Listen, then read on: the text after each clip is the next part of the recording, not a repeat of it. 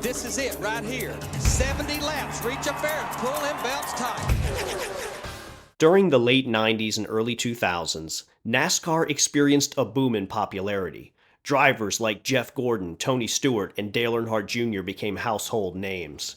The death of Dale Earnhardt at the 2001 Daytona 500 brought even more attention to the sport. In 2003, driver Ryan Newman won 8 races, an extraordinary feat. There were only 36 races that season, so Ryan won nearly a quarter of them. However, Newman failed to win the championship that year, losing to Matt Kenseth, a driver who only had 1 win. It may seem hard to understand how a driver as dominant as Newman could lose, but back then drivers were awarded points based on their race finishes, with bonus points for leading laps. Despite only winning 1 race, Kenseth had 25 top 10 finishes. Newman failed to finish several races, so Kenseth statistically had a better overall season and led the standings for most of the year. Come on up here by your trophy. First of all, congratulations. A disappointing day, but an outstanding season for you, your crew, and of course Robbie Reiser and Jack Roush. Yeah, we had a great season. I mean, it's obviously very disappointing to drop out that early in a race and not get to race all day for a victory, but we had a wonderful season. I'm real lucky to have such a great team behind me, and so honored, to be able to do a victory lap with Richard Petty, the king of stock car racing, and for him to present me with that flag. It's just a huge honor to be up there with all these great champions, and just very fortunate, very blessed to have such a great team and people around me. And it's been an amazing season for you, but certainly an amazing career climb for you as well. NASCAR has a reputation among critics for being boring.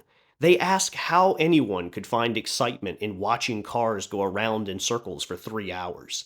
Having a season end, like in 2003, where a driver who couldn't win races led all year, only made the sport seem even less entertaining.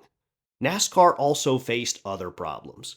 Ratings and attendance always dipped in the fall due to competition from football and baseball's postseason.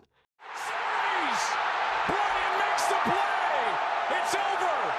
And the Cubs have finally won it all. NASCAR needed a way to make the final weeks of the season exciting and to give drivers who won multiple races a better chance at winning the championship.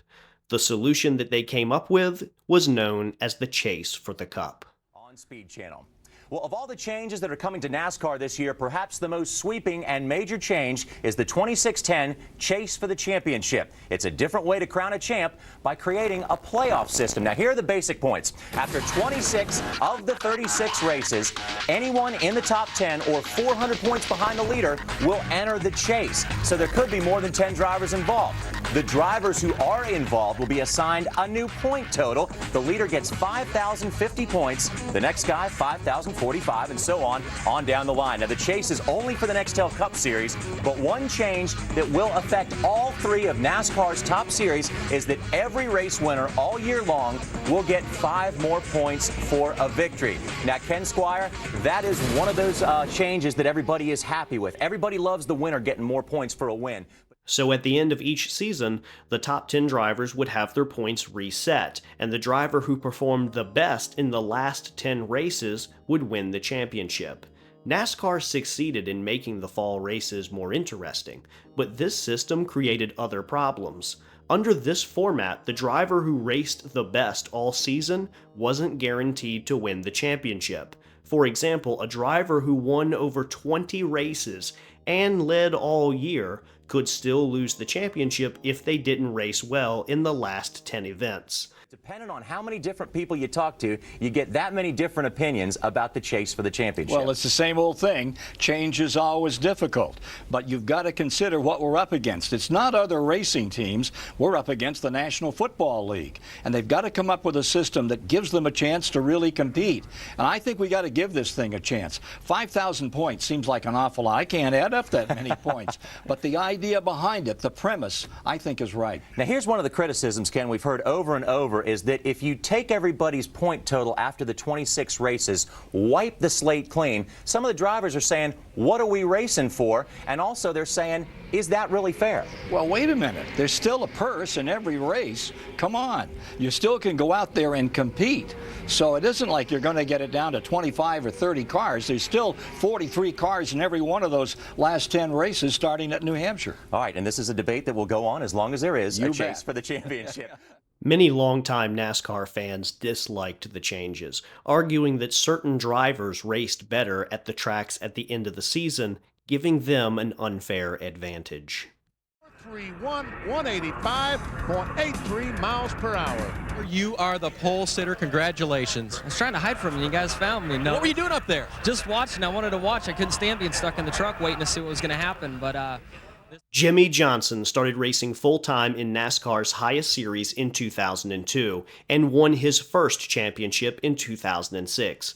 He went on to win again in 2007, 2008, 2009, and 2010. He's the only driver in NASCAR history to win 5 consecutive championships. He would later win the championship again in 2013 and 2016, for a total of 7 titles. Only 2 other drivers, Richard Petty and Dale Earnhardt, have won 7 championships. However, all of Johnson's championships came in the Chase for the Cup era. Position where he's had to win for a championship.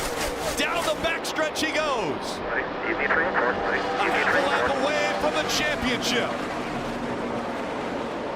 Jimmie Johnson through 3 and 4. Make room. Richard Petty and Dale Earnhardt. There's another 7-time champ. Jimmie Johnson wins his 7th NASCAR Cup championship. I've always wondered what would have happened if the Chase for the Cup never existed. Would Jimmie Johnson have been as dominant if NASCAR kept the old system? I went through every season and tried to figure out which driver would have won if the points had never been reset, and I discovered something pretty shocking. Kurt Busch is the 2004 NASCAR Cup Series champion. In 2004, the first year the Chase for the Cup was used, Kurt Busch won the championship. However, if NASCAR had kept the old points system, Jeff Gordon would have been the actual champion. In 2005, Tony Stewart won the championship, and even under the old system, Stewart would have still won. The same was true in 2006. Jimmie Johnson would have won under both systems anyway. In 2007, Jimmie Johnson won his 2nd consecutive championship, but the driver who had the best overall season was once again Jeff Gordon. In grand style, Jeff Gordon and the Rainbow Warriors chalk up another win here at Atlanta. That same year, NASCAR made changes to the Chase for the Cup, allowing 12 drivers instead of 10. Ratings for the 2007 season were also slightly lower than they had been previously. In 2008, Jimmie Johnson won his 3rd championship, but under the old points system, Carl Edwards would have won. In 2009, Johnson would have won no matter what. In 2010, Jimmie Johnson won his 5th consecutive championship, a feat no one thought possible, but under the old system, Kevin Harvick would have been the champion. Yes, Johnson is an amazing driver, but had the Chase for the Cup never existed, he wouldn't have won 5 consecutive championships, nor would he be compared to the likes of Dale Earnhardt and Richard Petty. The top 10 in points will qualify for the Chase. Of course, that's no different than we are currently today. But positions 11 and 12, the wild cards, will go to the drivers with the most wins who are not in the top 10, so long as they are ranked in the top 20 in points. In 2011, the rules for the Chase changed again. There would now be 10 drivers plus 2 wild cards. Those drivers were determined by who had the most wins outside of the top 10.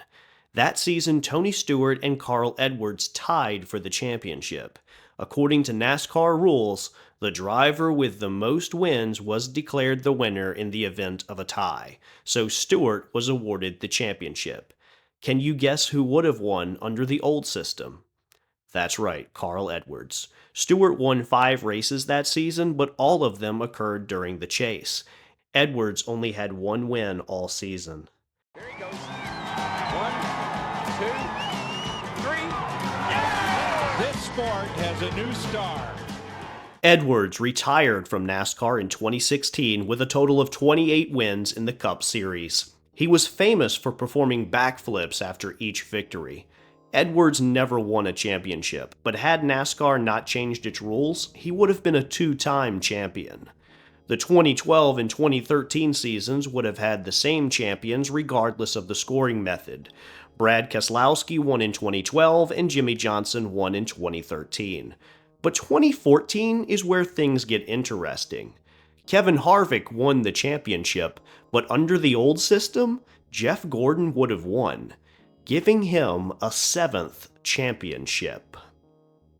And a great champion. And at this time, I would like to offer a toast to the man.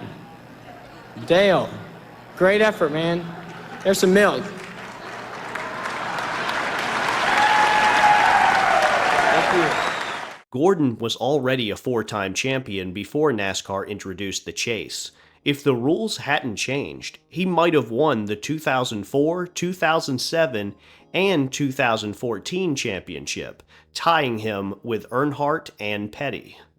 Jeff Gordon won his first championship in 1995 at just 24 years old. He's the third winningest driver in NASCAR history, with 93 victories, and ranks third for most poles with 81. Despite these achievements, most people I knew growing up hated Jeff Gordon, not because of his abilities, but because of what he represented: change. Jeff Gordon, though, has about a car length and a half lead on Marlin and Earnhardt as they battle for second position through the third and fourth corners. That battle side by side should give the race to Jeff Gordon. Here they come. Jeff Gordon has the lead. Earnhardt moves to the inside. They scramble. It's Jeff Gordon winning. And I think Marlin got... When Gordon started racing, NASCAR was growing in popularity, and most fans had been watching for decades.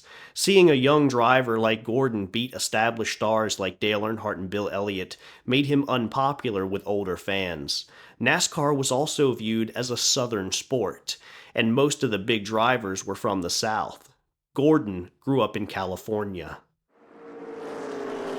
Become the first driver in the history of Phoenix International Raceway to win a Cup race from the pole. Jeff Gordon finally gets his first Phoenix win and ties Dale Earnhardt. Jeff Gordon, I got a special flag for you at the start-finish line. If you want it, bud, come and get it.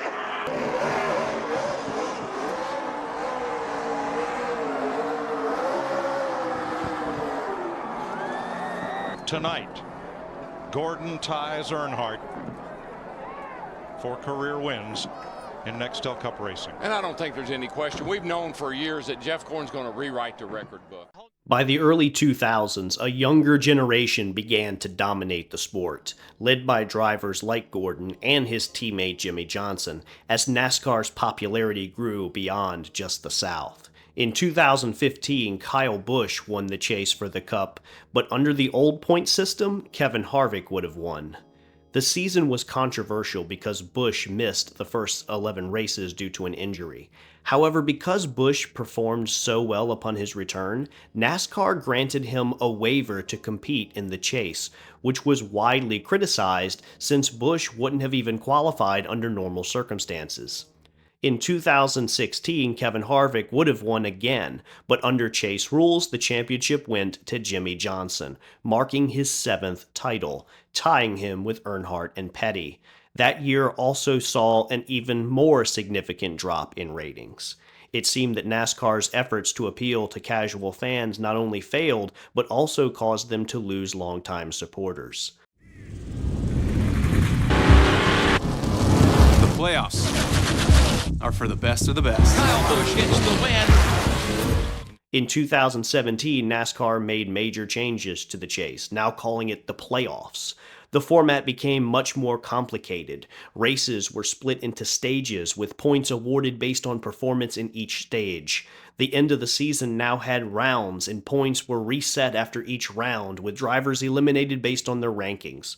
The goal was to make NASCAR's championships similar to bracket-style tournaments, but the format ended up being too complicated, and NASCAR's ratings continued to decline.